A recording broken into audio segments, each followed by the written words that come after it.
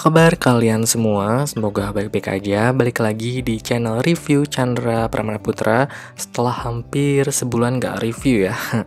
Kali ini aku mau share impression atau pengalaman aku menggunakan MacBook Pro sebagai mantan pengguna laptop Windows yang beralih ke MacBook.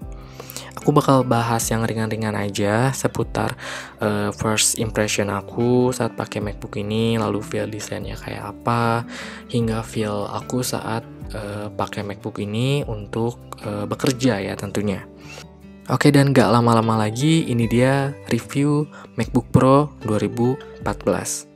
Well, MacBook Pro yang aku pakai ini adalah MacBook Pro Mid 2014 Retina display 13 inch yang sebelumnya pernah ada kendala layarnya ya di video aku sebelumnya, tapi alhamdulillah udah kelar dan akhirnya aku servis sendiri. MacBook ini aku beli dengan harga 8 juta di Shopee ya, dan link pembeliannya nggak akan aku kasih tentunya karena sellernya sangat-sangat tidak recommended. Spek MacBook ini memiliki RAM sebesar 8GB tipe DDR3L, prosesornya Intel Core i5 2,6 GHz dengan Intel Iris Graphics, dan storage-nya SSD sebesar 128GB, yang dimana RAM dan storage-nya masih bisa di-upgrade ya. MacBook Pro ini memiliki resolusi layar sebesar 2560 x 1600 pixel dengan kerapatan di 227 dpi dan sudah menggunakan Retina display khasnya Apple. MacBook Pro ini berjalan menggunakan macOS Big Sur dan mentok aja di Big Sur ya. Kesan pertama aku saat pertama megang MacBooknya cukup puas dari segi material desain ya, karena desainnya premium berbalut bodi aluminium, ditambah lagi bobotnya pun ringan dan enak untuk dibawa ke mana-mana. Pada bagian samping kanan MacBook ini masih terdapat satu lubang port USB 3.0, ada juga satu port HDMI dan terdapat juga satu port slot kartu SDXC.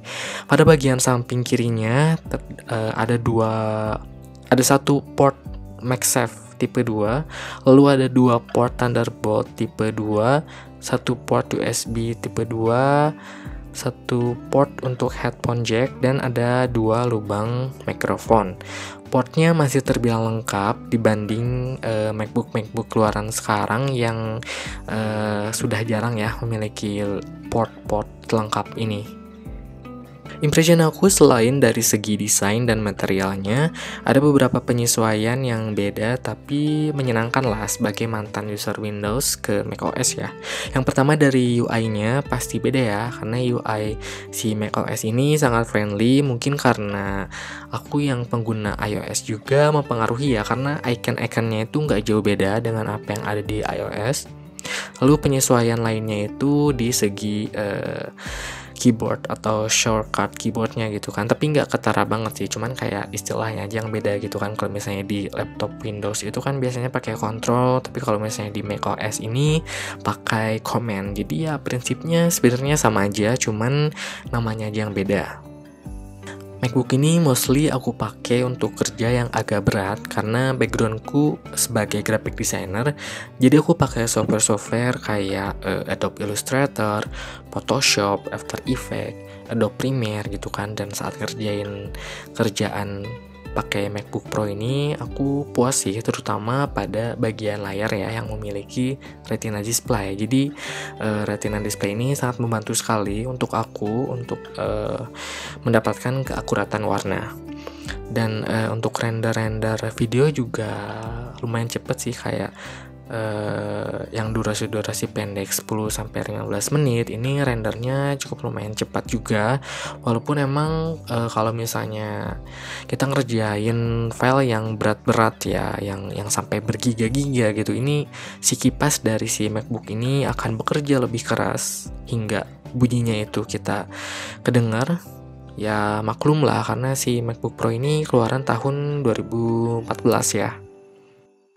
Hal enak pakai MacBook ini yang aku rasain, pertama di layarnya yang mantep banget untuk dipakai ngedesain berkat teknologi Retina display khasnya Apple.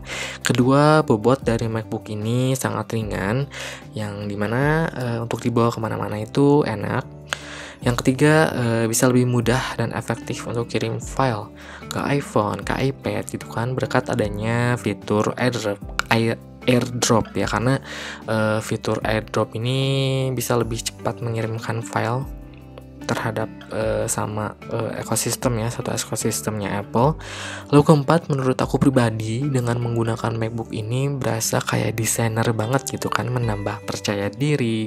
Jadi maksudnya di saat misalnya kita ketemu klien meeting itu kan, dengan nenteng si MacBook ini tuh kayak kita tuh lebih meyakinkan gitu, kayak meyakinkan diri kita sebagai desainer terhadap klien gitu kan. Jadi itu ya hal positif sih ya buat aku pribadi gitu.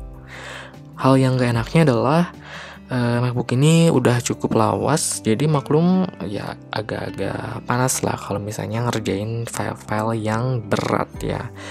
Juga si SSD-nya yang masih 128GB, jadi ini tuh kecil banget, terutama di tahun 2022 ya, ini tuh kecil banget. Jadi wajib banget buat aku untuk bawa harddisk eksternal atau punya harddisk eksternal. Jadi setelah aku kelar ngerjain kerjaan itu selalu aku backup ke harddisk biar SSD-nya ini nggak terlalu penuh gitu.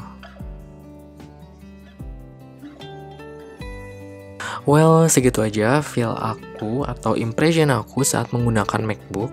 Nah, kalau kalian misalnya punya budget segitu, apakah kalian akan membeli MacBook ini atau mungkin akan membeli MacBook di atas ini, atau mungkin mau beli laptop Windows yang speknya lebih bagus gitu kan? Gimana nih? Nah, kalau misalnya aku saran sih ya, kalau misalnya ada budget lebih atau misalnya mau nabung lebih juga, kayaknya lebih worth it untuk beli laptop yang baru ya, karena experience-nya itu akan lebih menyenangkan dibanding dengan kita membeli laptop yang second. Oke, cukup sekian obrolan kita kali ini. Kalau kalian suka boleh like, boleh juga kasih sarannya di kolom komentar, dan jangan juga lupa subscribe channel ini. Oke, sampai jumpa di video-video berikutnya, and thanks for watching.